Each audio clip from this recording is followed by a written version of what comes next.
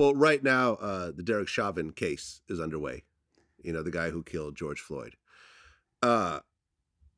If you were to predict what's going to happen in terms of his sentencing, do you think he's going to get off with it, get a light sentence, or get a heavy sentence?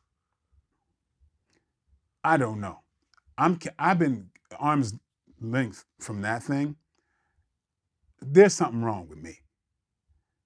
Certain things bother me to such a degree that it may change the course of how I'm thinking about other stuff. And that disturbs me to such a level that I don't want to, I haven't been following it closely.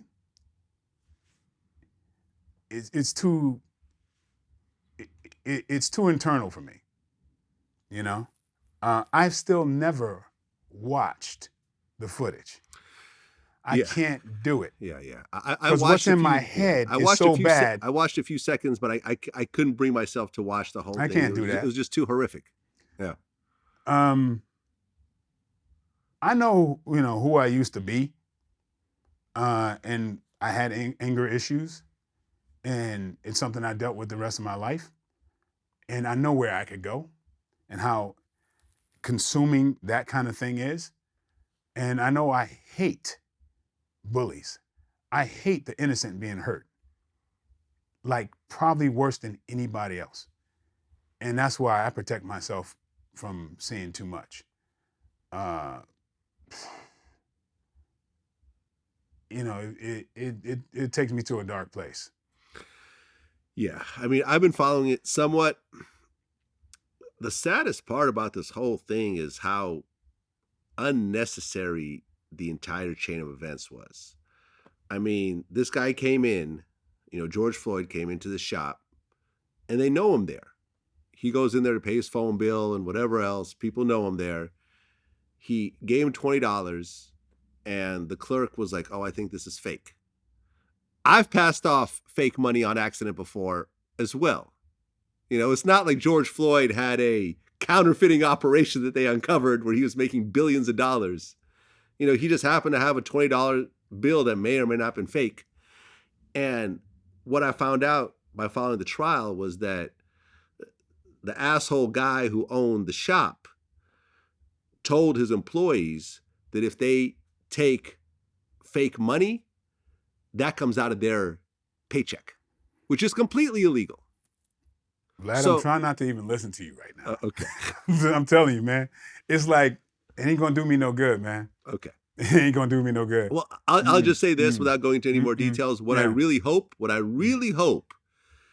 is that the Derek Chauvin gets life in prison, which will ultimately send a message to police around the country that there are very serious implications for doing something like this. Because up until this point, essentially every cop has gotten away with it. From, Rodney King to everyone else after that and before that, especially before that, before the cameras were out.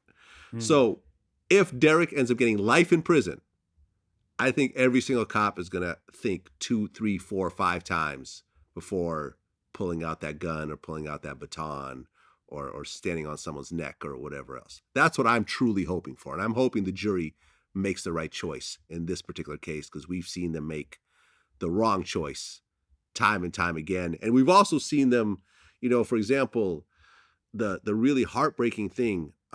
Remember the girl, Latasha, who got killed? Harland? Yeah. There's a documentary about her on Netflix. Did you watch it? Didn't have to. I mean, I know all about it. You know the story, right? Yeah. So this girl goes into this, I think it was a Korean-owned, corner store. The woman, the Korean woman behind the counter, thought that she had stole a $2 orange juice. She had the money in her hand. She grabbed her bag. They started to kind of fight a little bit, and she pulled out a gun and shot her in the back of the head. Yeah, I know. Now, here's the interesting part about this. This went to trial. The jury found her guilty. And then the judge essentially gave her a slap on the wrist. And that's what triggered well, that's what set the stage for the Rodney King riots. Because LA was so upset about that already, is that when they saw the Rodney King videotape, it was just like, all right, fuck this. Fuck this. But yeah, I didn't even know the whole story until I went back and looked at it and started researching it. And it's like, you know, I don't know what the fuck this judge was thinking to do that. It makes absolutely no sense to give. I mean, she got a community service for shooting a black girl in the back of the head. Dude, sometimes people don't think of us as human beings, man. That's what it's about. That's what it's about. You notice, like, if you really pay attention to even what's going on right now, right? You know, God help them. The Stop Asian Hate. I mean, come on, this is absolutely wrong. But I want you to notice one thing. That Stop Asian Hate, you go, okay, similar to Black Lives Matter, right? But what's different? There's no white opposition to Stop Asian Hate at all. You don't hear anything.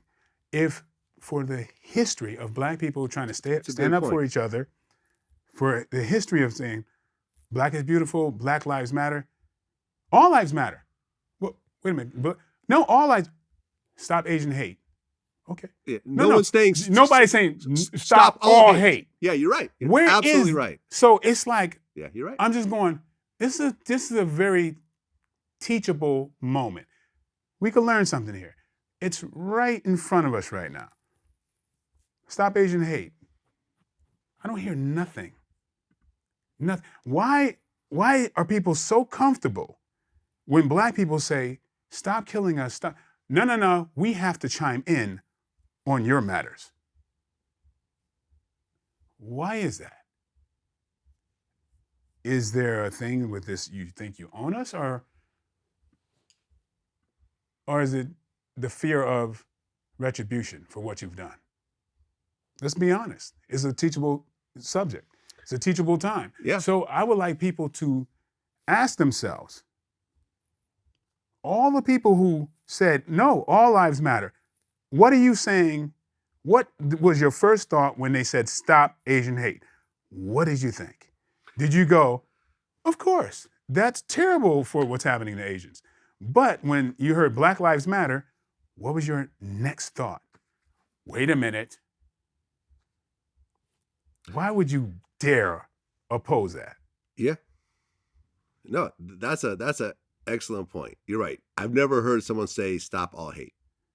Right. It sounds stupid when you say it out loud. It would sound as stupid as all lives matter. Yeah. Or battered husbands. Yeah. All buildings matter. You know, that whole thing. You know what I mean? Yeah. It's just like, nobody likes to be pointed at or whatever. It's like, it's not about this thing. I just say, let's stop and just observe what's happening right now. Yeah. And so everybody can just like, instead of just, being on defense of offense, just let's absorb and say, okay, why is it different? Well, I think you have to recognize your own prejudices. Like, for example, a regular on my guest, China Mac, right? Mm-hmm. Chinese guy. When I interviewed him last time, I was telling him about a personal situation I had. A few months ago, I went to Mexico, got on a plane for the first time since the pandemic. And I'm coming back, and as we're coming off the plane, there's a plane from China that had just landed also. So all of these Chinese people were kind of walking in through customs at the same time as us. And I remember my first instinct was like, oh, they're Chinese. That's where the Wuhan virus, that's where COVID started. Oh man, let me put my mask on tight and so forth. And I had to think for a second and say, wait a minute. China has almost no COVID rates. Like their COVID rates are like nothing right now. They did it without the vaccine, which is interesting. Most of people with COVID are American. Mm-hmm. I'm sitting here on my bullshit, scared of them when they should be scared of me. And I had to really just check myself, like, I'm tripping right now. I'm going along with this bullshit Trump Chinese virus like type thing, and like, I had to like literally 5 seconds later, I had to check myself, like, this type of thinking is what's causing the problem. So let me just get off this and stop being on that bullshit and realize that it's very easy to fall into this narrative. Fear makes you do that kind of stuff. It's a lot of this is about fear. Yeah. This basically, yeah. All the bad behavior, the prejudice, all that type of stuff is connected to fear. Exactly. Exactly.